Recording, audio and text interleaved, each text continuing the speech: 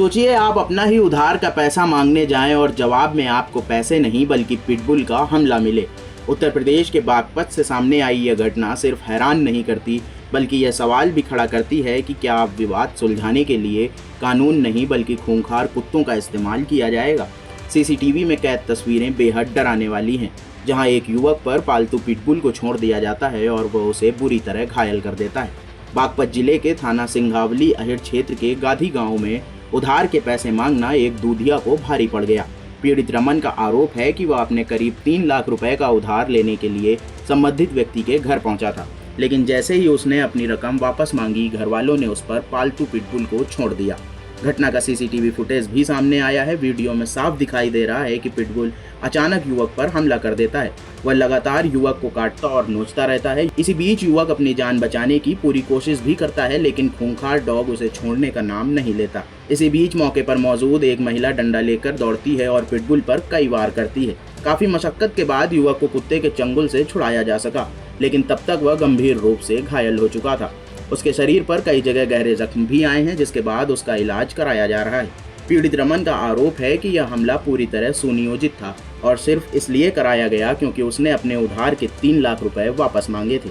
घटना के बाद उसने पुलिस से शिकायत कर आरोपियों के खिलाफ सख्त कार्रवाई की मांग भी की है। पुलिस ने पीड़ित की शिकायत के आधार पर मामला दर्ज कर लिया है। इस मामले में भारतीय न्याय संहिता की धारा 291 के तहत मुकदमा दर्ज किया गया है और पूरे मामले की जाँच की जा रही है। पुलिस का कहना है कि सीसीटीवी फुटेज समेत अन्य साक्ष्यों के आधार पर आगे की वैधानिक कार्रवाई की जाएगी। उधार के पैसे मांगने पर अगर किसी पर पालतू जानवर से हमला कराया जाए तो यह सिर्फ एक आपराधिक घटना नहीं बल्कि कानून व्यवस्था के लिए गंभीर चुनौती है। अब देखना होगा कि सीसीटीवी में कैद इन तस्वीरों के आधार पर पुलिस आरोपियों पर कितनी सख्त कार्रवाई करती है और पीड़ित को कब इंसाफ मिलता है। बागपत से मनुदेव उपाध्याय की रिपोर्ट, यूपी तक।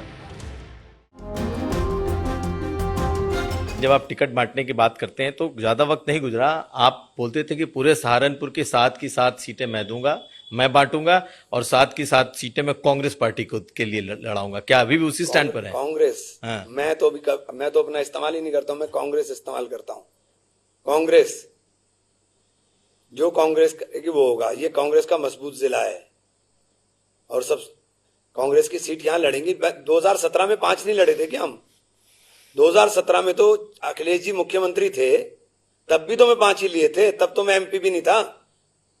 तो इसमें आश्चर्यचकित करने वाली तो कोई ऐसी बात नहीं है जो मैंने बोल दी है। इसमें कोई आश्चर्यचकित करने वाली बात नहीं है। अखिलेश जी मुख्यमंत्री थे, मैं कुछ भी नहीं था।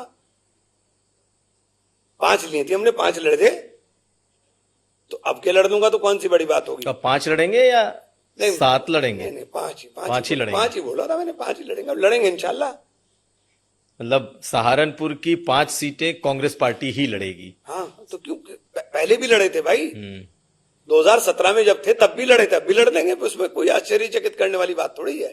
तो आशु मलिक को इस बार आप जिताने की कोशिश करेंगे? किसको? आशु मलिक को। देखिए, मेरा से आशु मलिक, आप पता नहीं आशु मलिक को क्यों मेरे साथ कोई मेरा कैंडिडेट है। 47,000 वोट से जीता हूं मैं वहां से, और इनकी मुखालफत के बाद जीता हूं, कोई इनकी माफकत के बाद नहीं जीता हूं। मैंने कहा मैं मुनाफिक नहीं हूं। अगर मैं मुखालफत करूंगा तो ओपन करूंगा, ओपन कह रहा हूं कि नहीं लड़ाऊंगा, मेरा कैंडिडेट लड़ेगा। मैं कोई ऐसा नहीं हूं कि आप मेरे साथ रहेंगे और मेरी पीछे से काटेंगे, नहीं। इमरान मसूद है मेरा नाम। मैं किसी की मुखालफत पीछे नहीं करता हूं। मुझे जो करना है फ्रंट पे करूंगा, पीछे कुछ भी नहीं करूंगा। तो इस बार आप क्या करेंगे? मेरा कैंडिडेट लड़ेंगे, 5 लड़ेंगे ना, कहता हूं मैंने, 5 लड़ेंगे मेरे, और कोई आश्चर्यचकित करने वाली बात नहीं। पिछली बार भी लड़े थे 2017 में भी, अब के भी लड़ेंगे, इसमें कोई ऐसा वो नहीं है।